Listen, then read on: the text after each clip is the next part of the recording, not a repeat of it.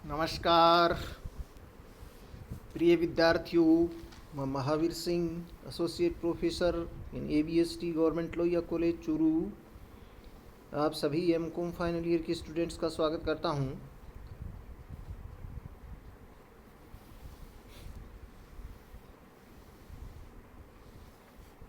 प्रिय विद्यार्थियों, आज के इस अध्याय में अपन मान विश्लेषण का जो आपके टॉपिक यानी वैल्यू एनालिसिस का टॉपिक चल रहा है उसका पार्ट सेकंड जो है, जिसमें टेक्निक्स ऑफ वैल्यू एनालिसिस का अध्ययन अपन करेंगे विशेष तौर से। और इसमें मान विश्लेषण के अंतर्गत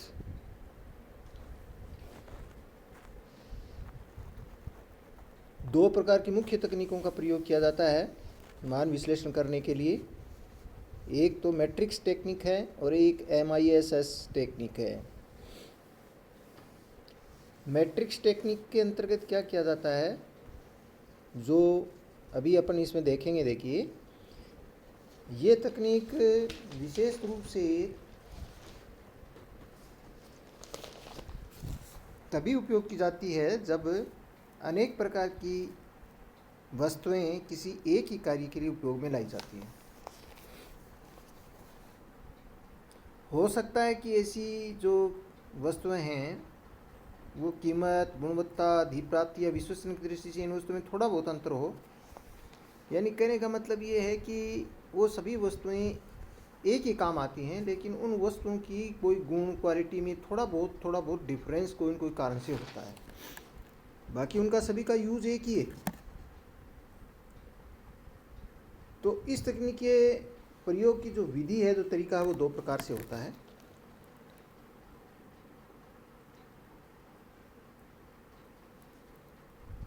पहला इसका जो तरीका होता है उसके अंतर्गत अपन क्या करते हैं कि जो प्रत्येक वस्तु जो होती है उसके अलग अलग गुणों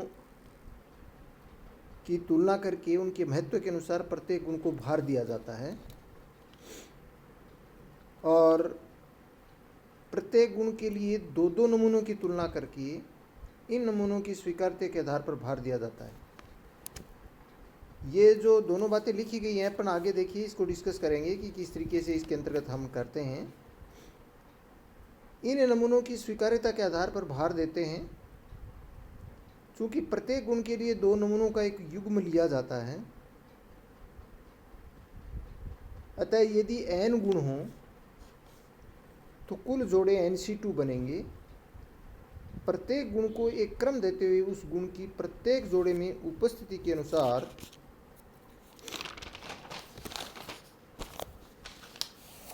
भार अनुपात प्रदान किए जाते हैं। फिर प्रत्येक गुण के भार अनुपात ज्ञात करने के बाद प्रत्येक गुण के लिए एक तालिका बनाते हैं, जिसमें प्रत्येक आपूर्तिकर्ता से प्राप्त वस्तु में उस विशिष्ट गुण की जिस जिस जोड़े में उपस्थिति है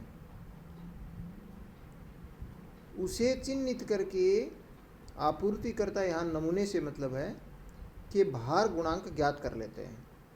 यानी हमने पहले गुण के भार ज्ञात किए, उसके बाद में नमूने के भार ज्ञात किए।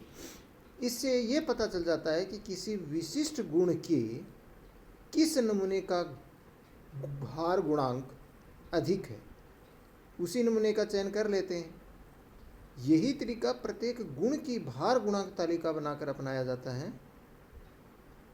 इस प्रकार से अंत में गुणों के भार अनुपात और नमूनों के भार गुणांक को आपस में गुणा करते हैं, जिससे प्रत्येक नमूने का कुल भार अनुपात ज्ञात हो जाता है, और जिस नमूने का सर्वाधिक भार अनुपात होता है उसी नमूने का चयन कर लेते हैं। इस सारी प्रक्रिया को हम इस तरीके से समझ सकते हैं। देखिए, जैसे मान लीजिए किसी विशिष्ट वस्तु की किसी विशिष्ट कार्य के लिए 4 सप्लायर उपलब्ध हैं, यानी 4 मटेरियल देने वाले, और हर मटेरियल के अंदर थोड़ा बहुत कोई न कोई क्वालिटी में या उनकी प्राइस में या कोई न कोई विशेषता में उनमें चेंज है। गुण मान लीजिए 3 है और सप्लायर मान लीजिए 4, तो ऐसी स्थिति में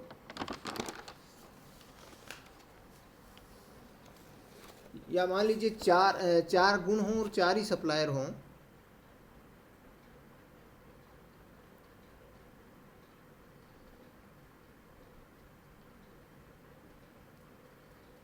तो यहाँ पर ये कहा जाता है कि जितने भी हों, चाहे 4 हैं 3 हैं 2, उससे ज़्यादा फर्क नहीं पड़ेगा, क्योंकि इसका एक सीधा तरीका ये होता है कि जितने गुण होते हैं उन गुणों के अनुसार जोड़े बनते हैं सप्लायर्स के। तो जितने भी मान लीजिए वो हैं उसके हिसाब से जो है वो जोड़े बनते हैं। और सपोज कीजिए कि दो दो के 3 गुण हैं, अगर दो मान लीजिए 3 सप्लायर हैं और 3 सप्लायर के दो सप्लायर यानी दो नमूनों के 3 जोड़े बन जाएंगे। दो नमूनों के 3 जोड़े बन जाएंगे। कुल मिलाकर के जैसे 6 होते हैं, तो दो जोड़ों के दो जो गुण हैं उनके सॉरी सप्लायर्स के, और 3 जोड़े उनके बन जाएंगे, जिसका मतलब ये होगा कि प्रत्येक जो जोड़े में वह गुण उपस्थित होना चाहिए। तो कहने का अभिप्राय, जैसे मान लीजिए एक्स सप्लायर है, अब एक्स सप्लायर जो होता है उस एक्स सप्लायर और वाई सप्लायर, एक्स सप्लायर और वाई सप्लायर दोनों सप्लायर्स के जो चीज़ ली जाएगी उनकी दोनों की कीमत में एक रूपता है मान लो, तो एक गुण हो गया। इसी तरीके से जो दूसरा सप्लायर है उसके अंदर मान लीजिए कोई विशेष प्रकार की क्वालिटी है, वो 2 ऐसे सप्लायर हैं उनकी क्वालिटी भी एक जैसी है। तो ऐसे जो गुण हैं, जितने गुण होते हैं वो गुण प्रत्येक उसमें उपस्थित होने चाहिए, और इस प्रकार से जो है वो हम एनालिसिस इसका करते हैं।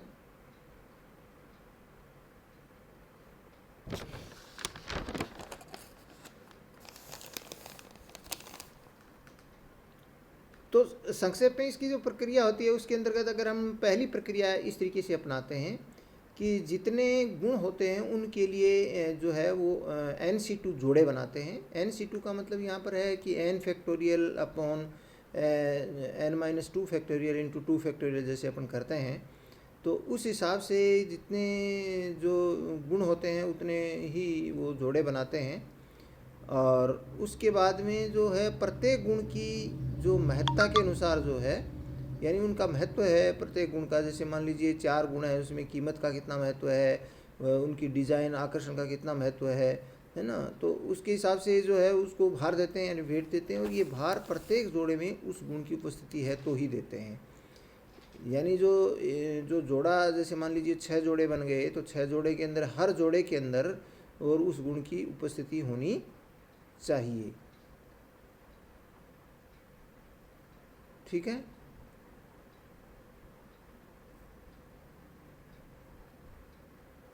हर जोड़े में उसकी उपस्थिति होनी चाहिए।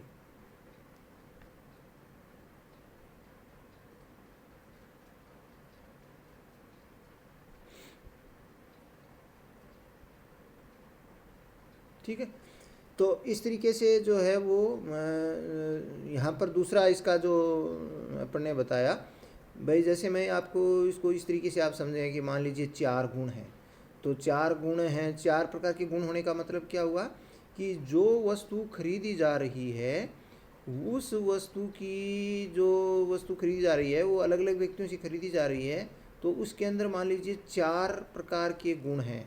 4 प्रकार के गुण का मतलब ये होता है कि जो वस्तु खरीदी जाएगी उसमें एक वस्तु में कीमत का कोई डिफरेंस मतलब अलग है, एक में उसको देखने का आकर्षण अलग है, एक जो है उसकी साइज़ में कोई फ़र्क है, थोड़ा फ़र्क है, वो चारों गुणों में अलग अलग है। तो इस तरीके से 4 गुण हुए, तो 4 फैक्टोरियल अपन 4/2 इंटू 2 फैक्टोरियल अपन करेंगे, तो मान लीजिए 6 जोड़े बन गए।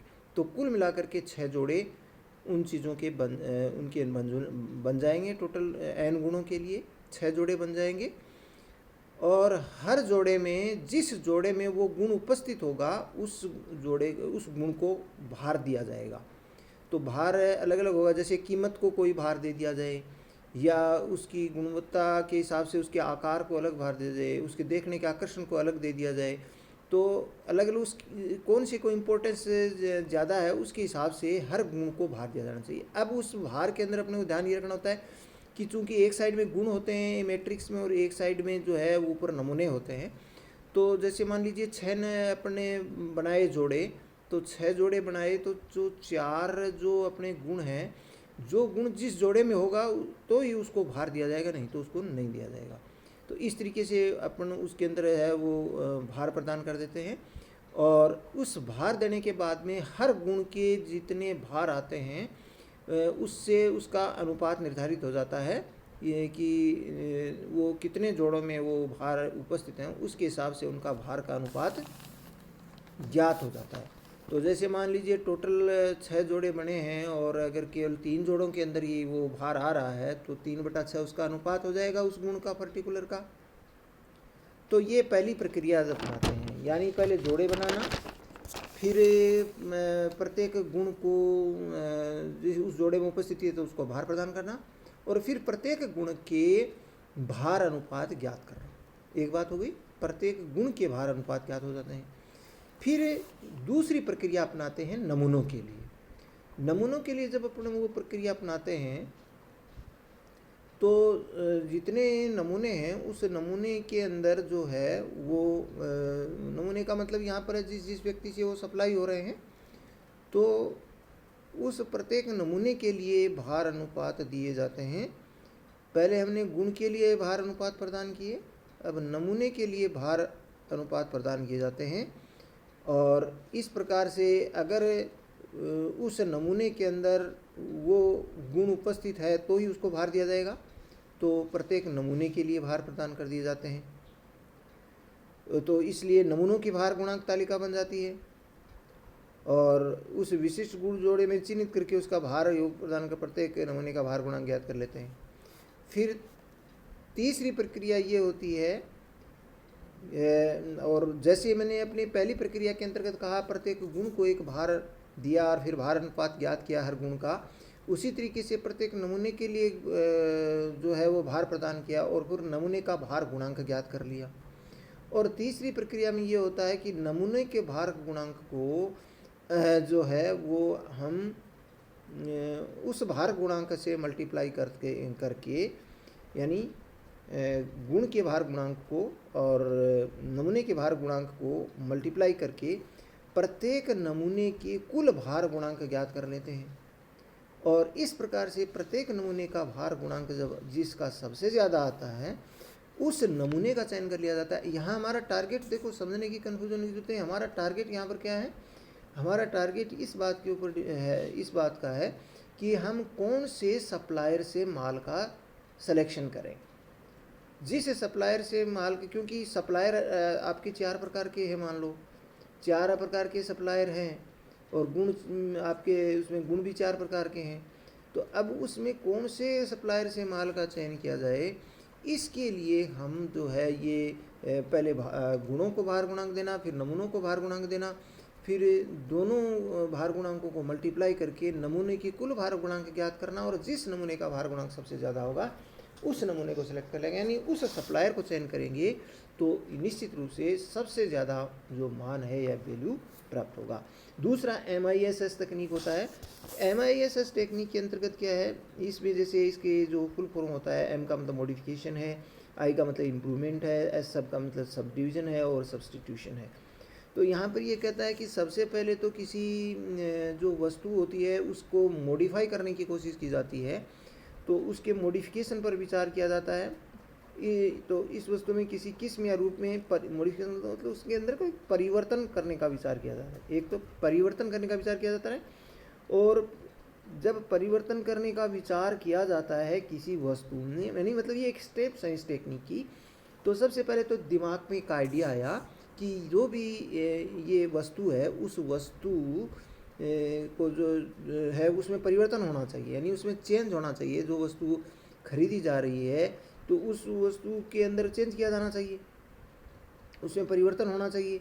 अब परिवर्तन का विचार आया, इस विचार को थोड़ा और इम्प्रूव किया यानी ये जो परिवर्तन के सुझाव है उनमें थोड़ा संशोधन किया तो वो इम्प्रूवमेंट हो गया। और उसके बाद में फिर लागत को कम करने के लिए वस्तु के विभिन्न उपकरणों को प्राप्त कर उनको जोड़ना, और यदि ऐसा परिवर्तन, अब ये हो गया कि भी ठीक है, लागत कम करने के लिए जो सुझाव आए हैं उन सुझावों का संशोधित रूप तैयार किया है, और संशोधित रूप तैयार करने के बाद में फिर ये हो जाएगा कि भी अब जो है वो अलग अलग पार्ट में उसको डिवाइड करके, और फिर जब वस्तु खरीदी जाएगी तो उसकी जो कॉस्ट है वो कम किस स्थिति में आ रही है ये विश्लेषण किया जाएगा। यानी लागत को कम करने के लिए जो है वो उनको नमूनों को प्राप्त करके और फिर उसको जोड़ा जाएगा।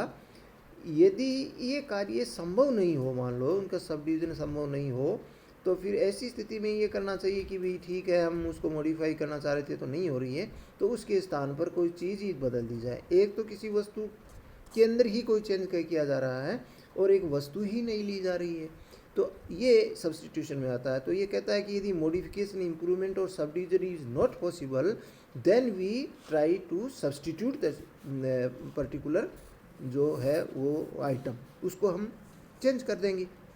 भाई पहली बात तो कोशिश ये की जाती है उसमें कोई सब्सटीट्यूट, उसमें कोई इम्प्रूवमेंट हो, सुधार हो, मॉडिफिकेशन हो, वो सब कार्य संभव नहीं हो मान लो, तो फिर उसको सब्सटीट्यूट करना ही एक चारा रहता है, तो उसको सब्सटीट्यूट कर दो, उसके स्थान पर नई चीज़ ले लो। अब ये मान विश्लेषण के उपयोग क्या होते हैं? मुख्य रूप से देखिए, यहाँ पर किसी चीज़ की वैल्यू ज्ञात करने के लिए मैंने आपको बताया कि वैल्यू ज्ञात करने के लिए हम उसकी यूटिलिटी के अंदर अपन प्राइस का भाग देते हैं। अब जैसे आपने बताया कि प्राइस को तो चेंज करना नहीं है, प्राइस तो सेम रखनी है। अब यूटिलिटी की बात जहाँ पर आती है कि यूटिलिटी ज़्यादा जहाँ जिस पोजीशन में आएगी हम उसको एक्सेप्ट करेंगे। यदि हमें यूटिलिटी का पता लग जाए तो देन वैल्यू तो कैलकुलेट करने में कोई परेशानी नहीं होगी। तो यूटिलिटी को जो कैलकुलेशन करनी, यानी उसकी जो उपयोगिता होती है ना, वो कैलकुलेट करने के लिए ये टेक्निक बहुत उपयोगी होती है। जैसे अपने मैट्रिक्स टेक्निक के अंतर्गत अपन देखा कि उसके अंदर अपन उपयोगिता के आधार पर ये डिसाइड किया कि ये प्रोडक्ट अपने को सिलेक्ट करना चाहिए क्योंकि उसके अंदर मैक्सिमम यूटिलिटी मिलती है, और जिस प्रोडक्ट की जिस स्थिति में जिस चीज़ को खरीदा जा रहा है, जिसकी जो खरीदी देने वाली वस्तु की सबसे ज़्यादा उपयोगिता होती है, उसी को सेलेक्ट किया जाता है। तो ये जो है वो एक तरह से हम कह सकते हैं कि यूटिलिटी को बढ़ाने के लिए इसका उपयोग किया जाता है, क्योंकि इसमें बिना लागत बढ़ाए ही यूटिलिटी को बढ़ाने की कोशिश की जाती है। इसके जो लाभ हैं वो खूब लाभ हैं, क्योंकि एक तो ये है, क्योंकि सीधी सी बात है कि यूटिलिटी मैक्सिमम मिले, कॉस्ट मिनिमम आए, तो ये कब कार्य संभव हो सकता है? जब वेस्टेज कम से कम किया जाए। तो जब आप टेक्नोलॉजिकली एक प्लान्ड वे में एक नियोजन बना करके, प्लानिंग बना करके चलते हो, तो डेफिनेटली वेस्टेज कम से कम होते हैं, और वेस्टेज कंट्रोल जब होंगे तो वैल्यू बढ़ेगी निश्चित रूप से, कॉस्टिंग कम आएगी, तो फिजूल की लागतों का पता लगा करके उनकी कुल लागत कम की जाती है। और इसी प्रकार से जो है उत्पादनकर्ता को नई नई तकनीकों के विकास का ज्ञान प्राप्त होता है। परिवर्तन और सुधार के लिए नए नए विकल्पों की खोज हो सकती है। जैसे अभी अपने कहा, सोचा था कि भी किसी चीज़ में, प्रोडक्ट में या किसी वस्तु के अंदर मॉडिफाई और उसको जो है वो उसको उसमें चेंज करने की बात होती है, तो बहुत से सजेशंस आते हैं, उन सजेशंस पर विचार किया जाता है, और ये सजेशन हर स्तर से लिए जाते हैं, नीचे से लेकर के हर स्तर से ये सजेशन आते हैं। ये किसी भी वैकल्पिक व्यवस्था के करने पर होने वाले संभावित लाभ हानि की जानकारी मिल जाती है, क्योंकि ये भी निश्चित है कि बहुत सारे अल्टरनेटिव्स काम में लिए जाते हैं, बहुत सारे नमूने लिए, बहुत सारे गुणों का आपने विश्लेषण किया, अलग अलग गुण, अलग अलग नमूने लेकर के जब विश्लेषण किया, तो इससे जो है वो प्रत्येक गुण और नमूने के अलग अलग जो मेरिट्स डिमेरिट्स का पता लग जाता है कि कितने इससे लाभ हानि जानकारी होगी। ये है तकनीक किसी भी वस्तु के कार्य को स्थान, भौगोलिक क्षेत्र, समय के अनुरूप उसके महत्व को प्रकट करती है। तो ये डेफिनेटली बात है कि भाई वो किस स्थान से कोई चीज़ आ रही है, उसका भौगोलिक क्षेत्र क्या है, और वो समय जो किस तरीके का चल रहा है, यानी टाइम के अनुसार टाइम वैल्यू क्या चल रही है उस टेक्निक का।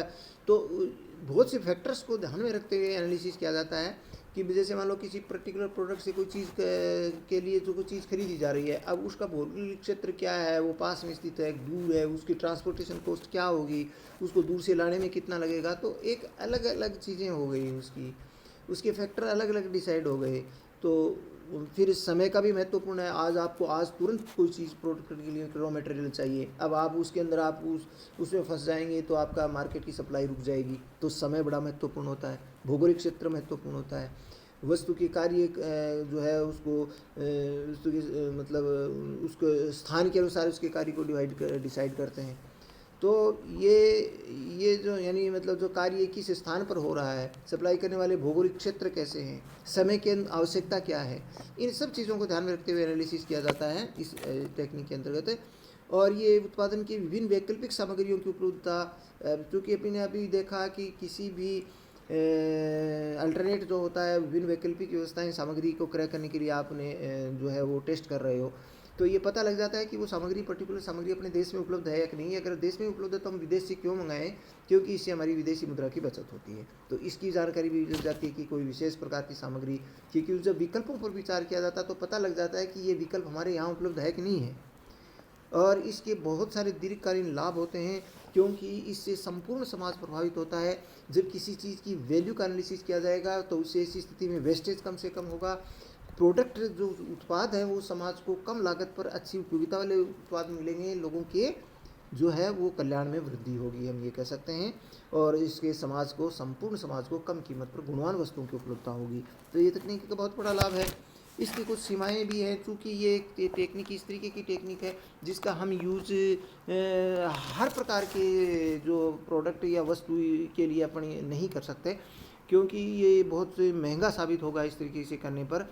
कुछ बहुत सी कम वैल्यू की, कम मूल्य की यानी मूल्यवान वस्तुएं होती हैं, जिनके अंदर भी अगर ये टेक्निक लगाने लगे तो एक समय की बर्बादी होगी। इसलिए ज़्यादातर क्या है कि जिन वस्तुओं की कीमत ज़्यादा होती है, जिनकी प्राइस ज़्यादा होती है, हम उन चीज़ों के लिए वैल्यू टेक्निक अपनाना है वो ज़्यादा उपयोगी होता है। ये इसकी एक सीमा हो गई, हर एक में अप्लाई नहीं कर सकते। और इसी प्रकार से चूँकि ये टेक्निक हर व्यक्ति अप्लाई नहीं कर सकता, उसके लिए एक्सपर्ट्स की आवश्यकता होती है। हर क्षेत्र के अपने अपने क्षेत्र के, जैसे कोस्ट का है, कोई गुण विशेषता है तो उस क्वालिटी को पहचान करने वाला एक्सपर्ट चाहिए, उस कॉस्ट को रिड्यूस करने वाला एक्सपर्ट चाहिए। तो हर प्रकार के गुण के एक्सपर्ट की आवश्यकता पड़ती है। तो या हम ये कह सकते हैं कि एक मार्केट रिसर्च करने वाला एक जो है एक्सपर्ट इसके अंदर चाहिए। अगर ऐसा नहीं है, हर कोई व्यक्ति अगर इसको हाथ में लेगा तो इसे भ्रामक परिणाम निकलेंगे, गलत परिणाम मिल सकते हैं, बिजनेस के लिए अच्छे नहीं होंगे।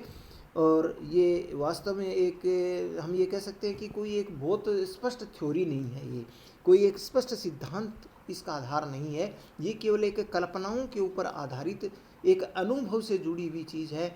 एक व्यक्ति जब इस चीज़ का एनालिसिस करता है, जैसे वो कहेगा कि एक पर्टिकुलर चीज़ ले रहे हैं तो उस पर्टिकुलर चीज़ की जो कोई ख़ास प्रकार की क्वालिटी या गुण है, अब ये गुण कितना है, क्या है, उस गुण की क्या हिस्ट्री रही है, उस गुण को कितने लोग पसंद करते हैं, ये अनुभव से पता लगता है।